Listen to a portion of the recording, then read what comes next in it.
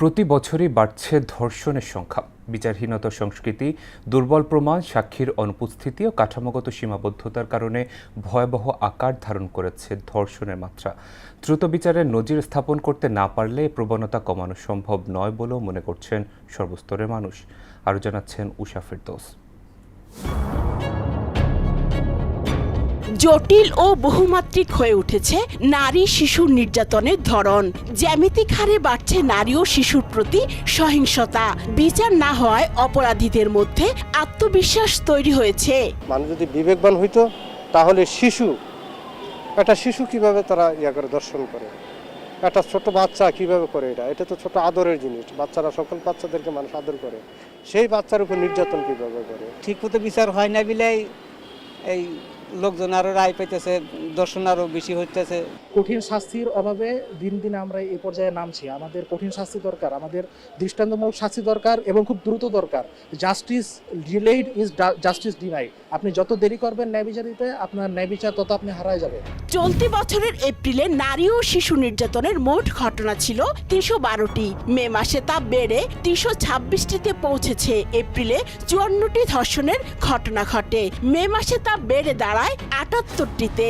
একই সময় সংঘবদ্ধ ধর্ষণের ঘটনা ১৪ থেকে ১৬টি এবং ধর্ষণের পর হত্যার ঘটনা ২ থেকে বেড়ে ৬টিতে পৌঁছেছে।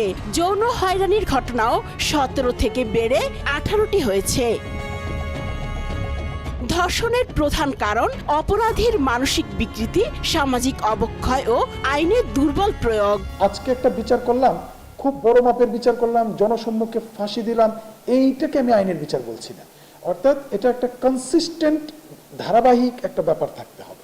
অর্থাৎ এই অপরাধের, যে কোনো অপরাধীর বিচারটা সঠিক প্রক্রিয়ায় হতে হবে।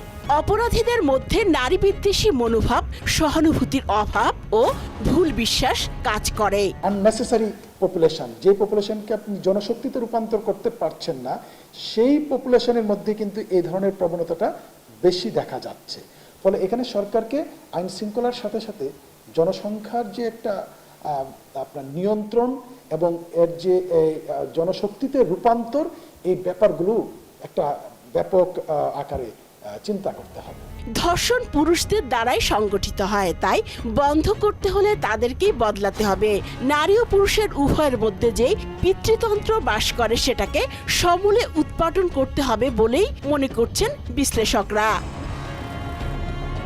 উষা ফেরদৌস, মোহনা সংবাদ, ঢাকা।